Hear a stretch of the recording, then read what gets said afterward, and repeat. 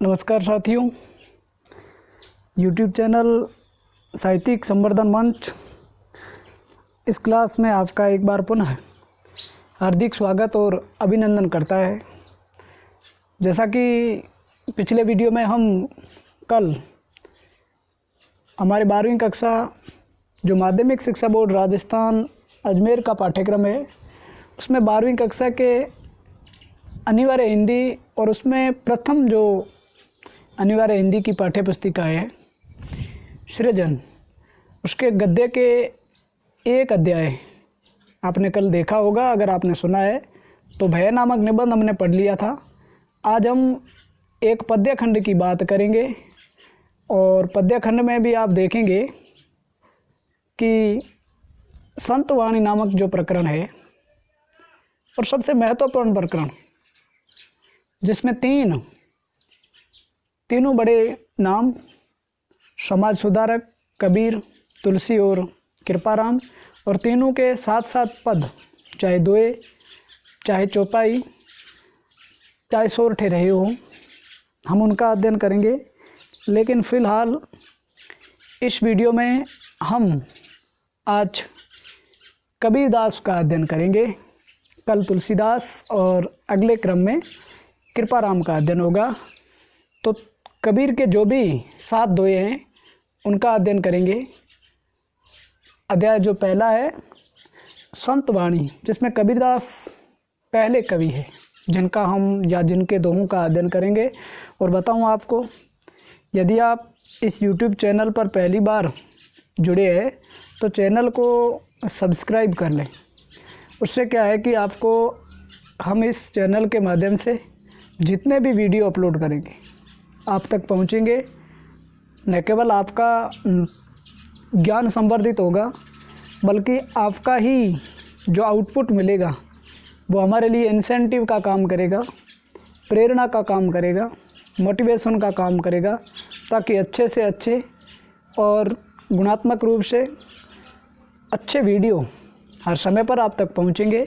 तो चलिए संत वाणी में आज हम कबीरदास के 7 दोहों का अध्ययन करेंगे। पाठ के जो भी दोहे हैं उसका मूल परिचय हम देख लें कि पाठ्य पुस्तक में चयनित कबीर के दोहे जिनकी हम अभी चर्चा करने वाले हैं सदाचार और श्रेष्ठ जीवन मूल्यों को अपनाने की प्रेरणा देते हैं। जीवन में त्याग की महत्ता है, सेक्रीफाइस, बलिदान, इनकी भी तो महत्ता है। मानव को हंस की तरह निरक्षीर विवेक रखना चाहिए, अभिमान त्यागने में सार है। साधु की पहचान जाति से नहीं उसके ज्ञान से होती है और सत्संगति सार्थक होती है। दुरासा सर्पिणी के समान घातक होती है और वाणी में कोयल सी मिठास होनी चाहिए। इन जो भी मूल पाठ का परिचय हमने देखा, हम इन 7 दोहों में एक एक करके और बड़े इत्मीनान के साथ व्याख्यापरक तरीके से पढ़ेंगे। तो देखिए, पहला दोहा, त्याग तो ऐसा कीजिए सब कुछ एक ही बार। त्याग तो ऐसा कीजिए सब कुछ एक ही बार, सब प्रभु का मेरा नहीं, निहच्चे किया विचार। इसमें निहच्चे यानी कि दृढ़ इरादा या निश्चय करना कठिन शब्दार्थ है। बाकी बहुत सरल भाषा है, क्योंकि कबीर की भाषा को पंचमेली खिचड़ी कहा जाता है, तो उसमें कहीं से भी शब्द आया है, बहुत सरल है। त्याग तो ऐसा कीजिए सब कुछ एक ही बार, यानी कि हमारे जीवन में हम यदि अपना सब कुछ जो हम स्वार्थ पर टिका हुआ रख के बैठे हैं उन सबको एक साथ त्याग देना चाहिए, तिलांजलि देनी चाहिए। सब चीज़ें जिनसे हमारा खुद का स्वार्थ टिका हुआ है, उस स्वार्थ के संसार की जो हमने बुनियाद बना करके रखी है, सारी चीज़ें छोड़ देनी चाहिए। किस वजह से या किस माने? सब प्रभु का मेरा नहीं, निहच्चे किया विचार। और जो प्रकृति ने, जो व्यवस्था ने, जिस तंत्र ने हमें सब कुछ दिया है वो सब कुछ उसी का है। उस अदृश्य या उस परम सत्ता का है, और इसी माने हमें निश्चित रूप से या पूरे दृढ़ संकल्प और इरादे के साथ उन चीज़ों को छोड़ देना चाहिए, क्योंकि हमें यह मानना चाहिए कि वह ईश्वर का ही है, मेरा कुछ नहीं है। मैंने जो त्याग किया वह प्रभु का दिया हुआ ही या मुझे दिया हुआ गया था, और मैं उसका त्याग कर रहा हूँ या लोगों को सुपुर्द कर रहा हूँ। तो इस प्रकार से मनुष्य के द्वार जो त्याग होता है उसमें स्वार्थ नहीं बल्कि परमार्थ का भाव छुपा होना चाहिए, और जन कल्याण के लिए या लोक कल्याण के लिए हमें त्याग करना चाहिए, और त्याग भी ऐसा कि उसका कोई मुकाबला नहीं, सब कुछ एक साथ त्याग देना चाहिए। ये हमारे पहले दोहे में कबीरदास संदेश देते हैं। संदेश है कि त्याग सबसे बड़ी चीज़ है, और जो त्याग करना जानता है वो सब कुछ पा सकता है, क्योंकि त्याग करना परम उपकारी कार्य है, परोपकार पर टिका हुआ है, और ऐसा त्याग हर प्राणी को करना चाहिए, क्योंकि जो त्याग किया जाता है वो हमारा नहीं बल्कि प्रकृति ने, परम सत्ता ने, परम आत्मा ने हमें प्रदान किया है। तो इस तरह से पहला दुआ संपन्न। फिर अगला देखिए, सुनिए गुण की वार्ता अवगुण लीजिए नाही। सुनिए गुण की वार्ता अवगुण लीजिए नाही। हंस क्षीर को गहत है, नीर सो त्यागे जाहि। अब देखिए, वार्ता का अर्थ होता है श्रेष्ठता, अवगुण का मतलब अवगुण, क्षीर का मतलब होता है दूध, और गैत का मतलब ग्रहण करना। दो अर्थों में देखिए, पहला तो यह है कि हमें गुण की वार्ता या अच्छे का और बुरे का पता करना चाहिए कि कौन सी चीज़ है जो अच्छी है और कौन सी चीज़ है जो बुरी है। कहने का भाव अर्थ ये है कि अच्छे लोगों को, अच्छे विचारों को, अच्छे गुणों को हमें ग्रहण करना चाहिए, अवगुण लीजिए नहीं। और जो दुर्गुण है, जो बुरे असर पैदा करने वाले हैं, उनसे सदैव दूर रहना चाहिए। और इसलिए दूसरी बात इसके तर्क में यह है, दृष्टांत अलंकार है कि हंस क्षीर को गहत है, नीर सो त्यागे जाएं। हंस जो पानी में से कहते हैं कि क्षीर दूध को निकाल देता है, चाहे पानी और दूध एक बर्तन में डाल दिए जाएं, उसके बावजूद भी हंस में ये कुशलता है कि वो पानी तो छोड़ देगा और दूध को पहचान करके पी लेगा। या हंस विवेकवान और विवेक सम्मत प्राणी का संकेतक है या सूचक है, और इसलिए हंस की तरह ही गुण और अवगुण दोनों में से हमें अच्छी बातें या गुण को तो ग्रहण करना है और अवगुण को उस पानी की तरह छोड़ देना है जैसा कि हंस करता है। तो इसमें गुणों की श्रेष्ठता पर या गुणों के ग्रहणता पर और अवगुणों के परित्याग पर बल दिया गया है। पूरा दोहा इसी पर आधारित है। इसमें हंस का नीर क्षीर विवेक काफ़ी प्रसिद्ध कथन है। ये हम चर्चाओं में भी लाते हैं। तो हंस विवेक सम्मत और समझदार प्रेरणी का सूचक है। फिर आप तीसरा दोहा देखिएगा, छोड़े जब अभिमान को सुखी भया सब जीव, भावे कोई कछु कहे मेरे ही ये निज पीव। छोड़े जब अभिमान को सुखी भया, भया मतलब होना, और बाकी भावे यानी कि पसंद आना, ये यानी कि हृदय, निज यानी कि अपना, पीव यानी कि परमात्मा या परम सत्ता। अब यहाँ कई बार प्राणी में क्या होता है, ये मनुष्य के गुण और अवगुण दोनों बराबर बराबर चलते हैं। तो हमारे जीवन की विकृति है या हमारे जीवन की जो एक मूल कमजोरी है अभिमान, हम अहंकार के आगोश में आ जाते हैं। लेकिन कोई भी अगर अहंकार छोड़ता है तो कबीरदास कहते हैं कि छोड़े जब अभिमान को, सुखी भया सब जीव। और जिसने अहंकार को छोड़ दिया, उस परम सत्ता के आगे समर्पण कर दिया, उस परम सत्ता के आगे अपना सब कुछ समर्पित कर दिया, सुखी भया सब जीव।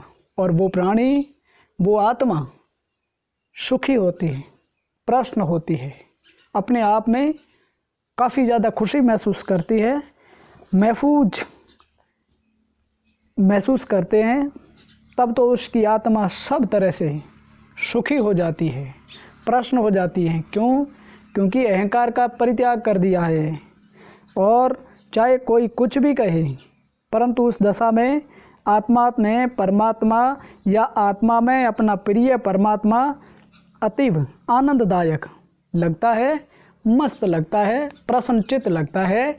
ऐसे में अभिमान के त्याग की बात इसमें की गई है।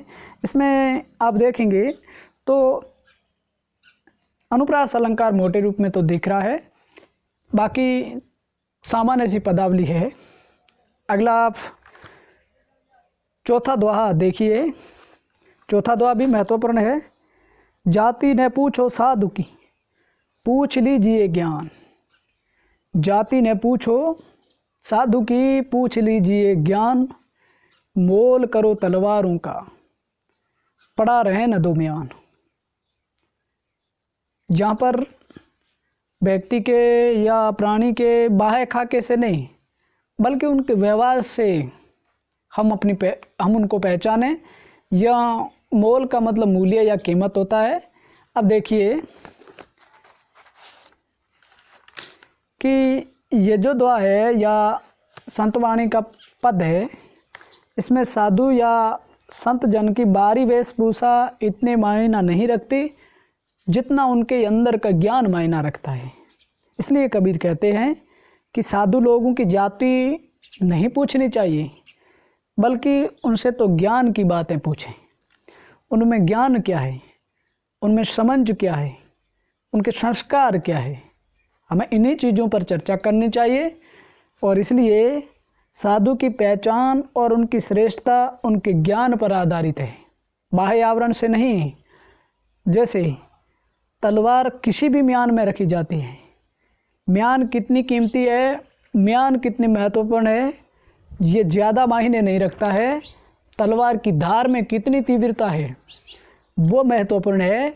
लोग म्यान को नहीं, बल्कि तलवार की धार की गुणवत्ता या उनकी तीव्रता या उनके पैनापन को देखते हैं।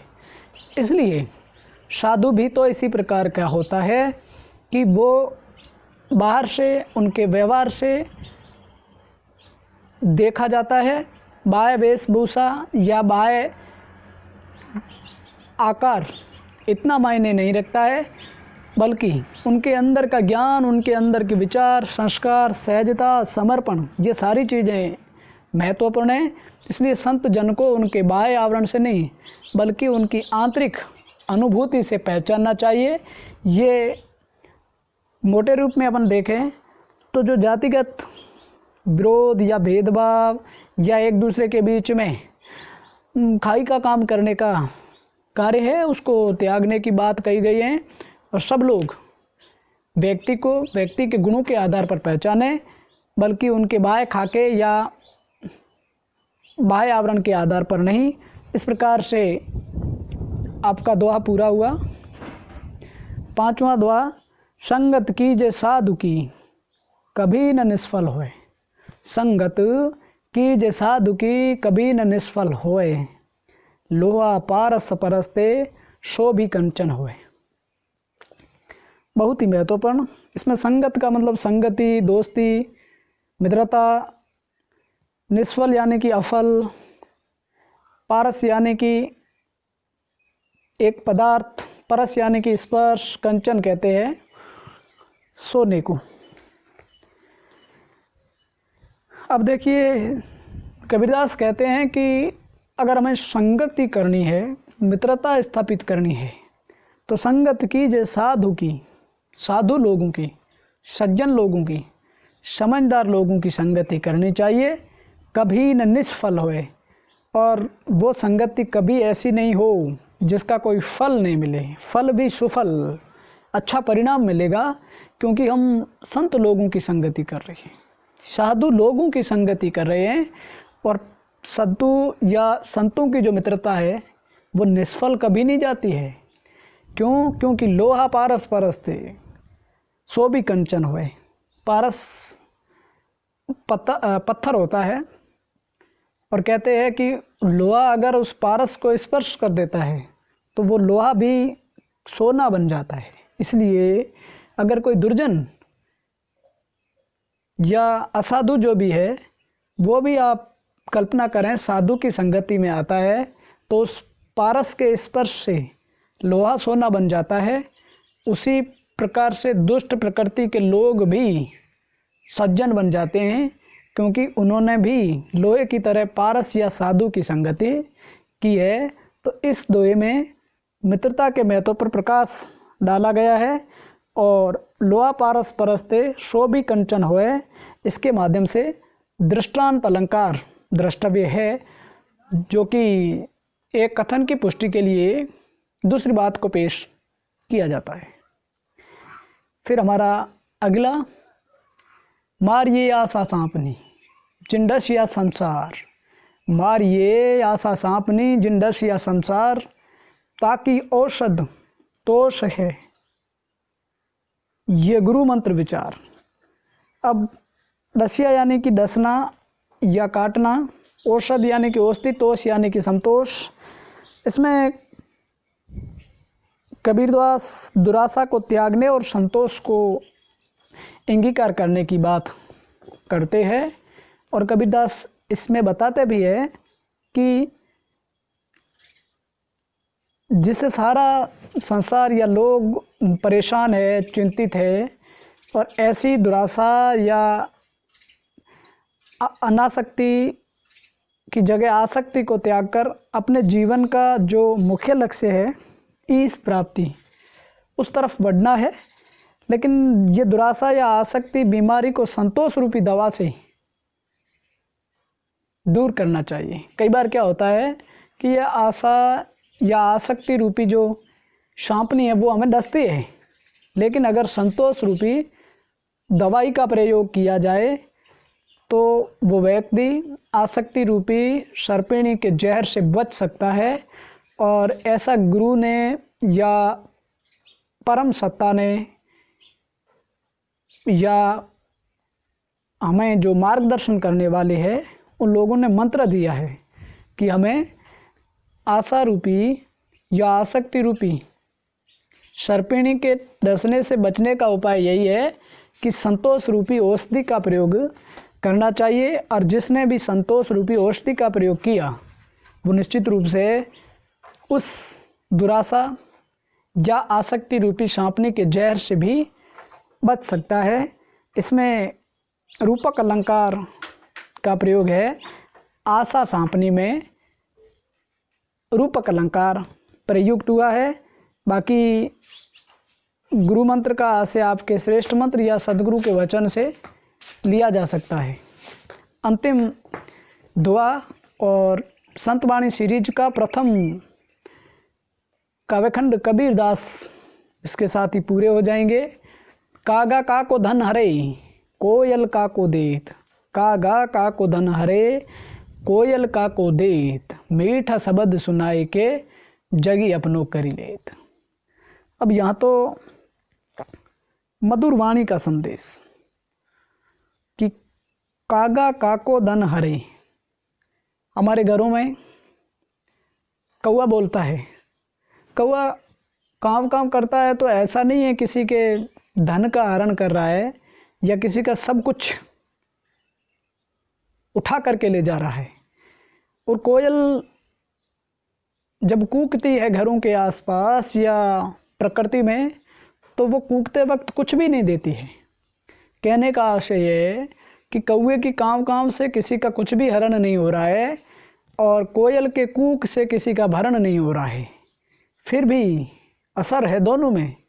मीठा शब्द सुनाए के जग अपनो करी लेत। असर यह है कि कौवे की जो काँव काँव की आवाज़ वो कर्कश है, तकलीफ़ पैदा करती है, कानों के पर्दों को कुरेदना का काम करती है और सब उनकी आवाज़ से नफ़रत करते हैं। और जो कोयल है, उनकी जो कूक है वो नैसर्गिक है, मधुर है, जिनको सुन करके सब लोगों को आनंद अनुभूति होती है, इसलिए वो पूरे संसार को अपना बना लेती है। तो इन दोनों में बस वाणी की मिठास का फ़र्क है, एक तो कर्कश आवाज़ के कारण और दूसरी अपनी मधुरता के कारण। एक पूज्य है, एक का सम्मान करते हैं, एक को बैठने तक नहीं देते हैं।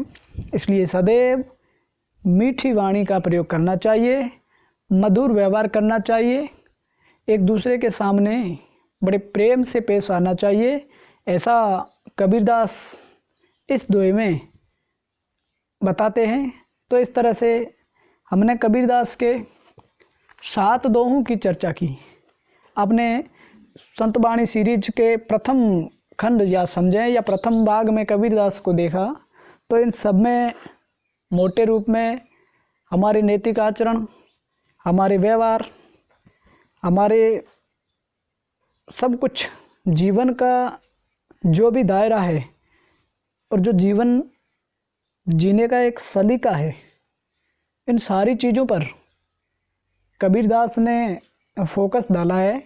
इसलिए कबीरदास कवि पहले नहीं है, समाज सुधारक पहले है। क्यों? क्योंकि जहाँ जहाँ समाज में विकृति दिखी है, कबीर बहुत बड़ी दीवार बन करके उस विकृति के आगे खड़े हो जाते हैं। चाहे उनके सामने समाज की कई सारी परेशानियां और तकलीफ़ें क्यों ना आई, लेकिन ये समाज सुधारक कभी भी उन तकलीफ़ों, उन मुश्किलों के सामने डटा नहीं। तो कबीरदास के 7 दोहे हमने पढ़े। मैं समझता हूँ हमारे इस चैनल के माध्यम से आप तक रखा गया ये व्याख्यापरक वीडियो अच्छा लगा होगा, और अच्छा लगा है तो कर देना सब्सक्राइब, क्योंकि इसी सीरीज के तुलसीदास और कृपाराम इस तरह के तमाम वीडियो अपलोड किए जाएंगे, जिससे न केवल आप लाभान्वित होंगे बल्कि हमें भी लाभान्वित होना है। तो लेते हैं आपसे रुखसत होने की इजाज़त। मिलेंगे फिर इसी तरह के बेहद ही अहम वीडियो के साथ। तब तक के लिए आप सभी को जय हिंद, वंदे मातरम।